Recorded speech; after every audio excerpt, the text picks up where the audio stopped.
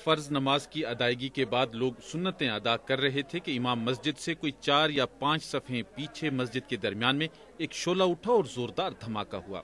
धमाके से मौके पर बड़ी तादाद में लोग हलाक हो गए और जगह जगह लाशें बिखरी पड़ी थी। जी, हमने फर्ज नमाज जुमा अदा किया। नमाज के बाद हम सुन्नत नमाज अदा कर रहे थे तो उसके बाद खुदकश धमाका हो गया जो फ्लश सिस्टम के था, जिस तरह के था कि ये बहुत लोग कह रहे हैं कि ये ड्रोन हमला, लेकिन ड्रोन हमला नहीं था, ये खुदकश हमला था।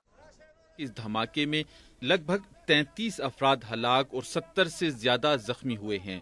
जुम्मत का 50-100 नफर मर गया है, खत्म हो गया है और मेघने सारूना नहीं खत्म हो गया है। बेशतर जख्मियों को खैबर टीचिंग अस्पताल और हयाताबाद मेडिकल कॉम्प्लेक्स पेशावर लाया गया है।